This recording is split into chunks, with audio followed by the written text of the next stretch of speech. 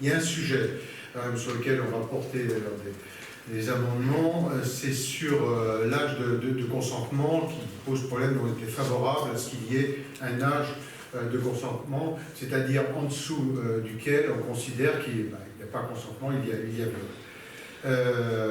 Ce qui n'a pas été retenu, et donc c'est pour ça qu'on souhaite y revenir au moment du débat. On fait aussi une autre proposition qui est celle d'inverser la charge de la preuve sur la contrainte, qui est aussi une autre manière d'approcher les choses, mais voilà, globalement, on considère qu'on est très loin de ce qui avait été annoncé, hein, c'est le moins qu'on puisse dire, parce qu'on est vraiment sur un texte à minima par rapport à ce qui avait été annoncé, mais plutôt dans cet état d'esprit, à ces deux remarques près, donc on va voir comment va se passer le débat. Sinon, bon, sur les autres points en dehors de l'actualité législative, c'est bien entendu le sujet sur les attentats qui revient, parce que il y a un moment, il va falloir arrêter à chaque fois de dire, bah oui, on s'aperçoit que les individus, les auteurs sont fichés S, fichés au fichier des radicalisés, mais on n'y peut rien. Je veux dire, tout ça n'est plus acceptable. On a fait une série de propositions sur ces sujets depuis longtemps. On a bâti depuis 2015, depuis l'attentat du Bataclan. Et là, on est face à un gouvernement qui est totalement fermé. C'est-à-dire qu'à partir du moment où une proposition émane de l'opposition, elle est systématiquement rejetée, ce qui n'a objectivement, Dieu sait qu'on a été en opposition forte avec le gouvernement précédent dans le quinquennat de François Hollande, mais d'abord, au moins, il y avait ce débat, c'est-à-dire que François Hollande nous recevait. En tant que président de groupe, j'étais reçu avec mes collègues à plusieurs reprises par le président de la République. Les présidents des partis politiques étaient reçus.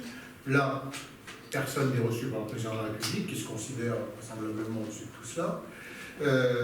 Du côté de l'exécutif, c'est la même chose. Dire pas un amendement, on l'a vu au moment d'un autre texte, sur le texte asile, pas une proposition, pas un amendement ne trouve grâce aux yeux de l'exécutif, et on voit bien que ça, c'est pas une position de groupe avec les parlementaires en marche, c'est une vraie volonté de l'exécutif de refuser systématiquement toute proposition. Donc on va réinterroger le gouvernement sur ce sujet et revenir sur les propositions qui sont les nôtres et qu'on a eu l'occasion de faire à multiples reprises. Et puis, je pense que sur un sujet comme celui-là, quand le président de la République appelle à l'unité nationale, le minimum serait au moins qu'il ait la décence de recevoir et d'entendre les présidents des formations politiques ou des groupes parlementaires qui siègent à l'Assemblée. Voilà ce que je pouvais vous dire sur... Les niches parlementaires du modèle. Oui, la niche parlementaire du modèle. On a non, je n'ai pas pris de position précise sur les textes, honnêtement, on était plus sur les nôtres que sur celui-là. De quel œil voyez-vous la constitution d'un nouveau groupe à l'Assemblée? Sombre dans le ridicule, de mon point de vue, mais on n'est plus à ça près. D'abord, moi, j'ai toujours été totalement opposé à ces groupes à 15. Je pense que la taille des groupes devrait être à peu près de 10% du nombre de parlementaires. Je le dis régulièrement, bon, succès, vous avez pu juger par vous-même, mais ceci étant, je continue à réaffirmer cette position. Il faut qu'à un moment, un groupe parlementaire incarne une idée et un projet qui est présent chez nos concitoyens.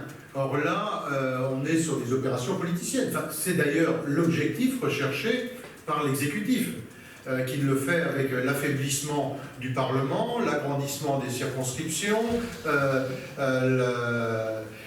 l'arrivée de la proportionnelle, la perte de pouvoir des parlementaires, où on est gouvernement avec un Parlement sur lequel l'exécutif s'essuie les pieds matin, midi et soir.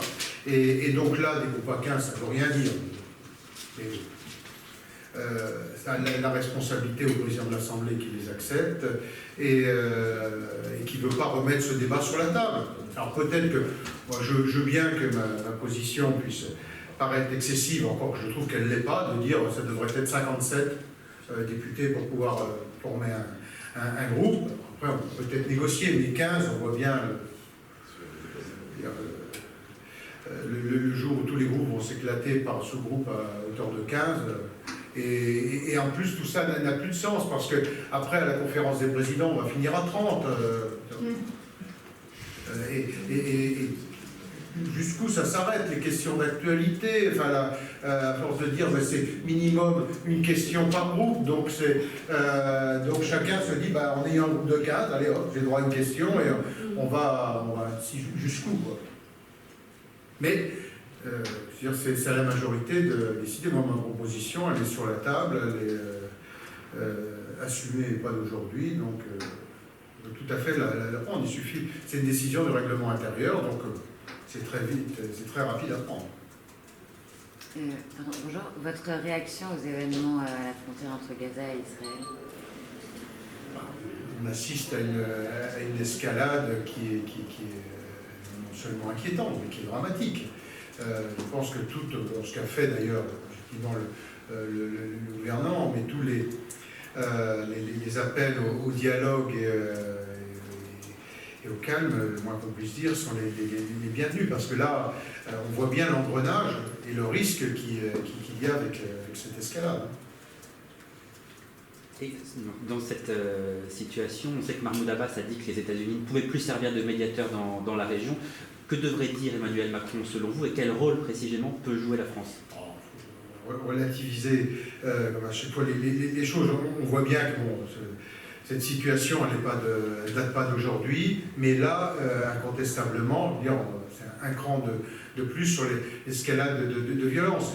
La décision, ce n'est pas la position de M. Macron, honnêtement, elle ne pèsera pas beaucoup dans le débat, mais c'est davantage dans le cadre des Nations Unies, d'arriver à avoir des positions qui rassemblent le maximum d'intervenants, à la fois des puissances régionales et puis le cadre international. Ça n'est pas la position d'un chef d'État ou d'un chef de gouvernement qui honnêtement va faire bouger les choses, on le voit bien.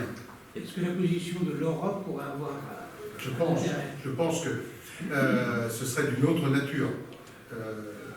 On sait bien, quand on connaît le contexte régional, que ça ne sera pas suffisant, mais ça pèserait d'une autre nature. Mais est-ce qu'Emmanuel Macron aujourd'hui a le leadership suffisant pour, avec l'Europe, jouer un rôle dans ce conflit? Non, au-delà, ça va. Sans doute vais-je le vexer, mais je pense honnêtement que ça dépasse. On voit bien qu'à chaque fois qu'il a tenté de prendre des initiatives individuelles, ça fait flop, tout simplement parce que ça ne peut être que l'acte, une décision consensuelle et partagée au sein de l'Union européenne, et ça n'est pas tel ou tel chef d'État européen qui va, à son panache, rassembler l'ensemble des pays. C'est pour ça que je pense que tout ce qui peut contribuer, et ce qui a plutôt été fait par le gouvernement, je garde crédit là-dessus, tout ce qui peut contribuer, pacifier, je suis malheureusement pas sûr que ce soit le terme qui convienne, mais enfin, à aller vers des positions équilibrées, à appeler à la paix, bienvenue. Bon. Merci.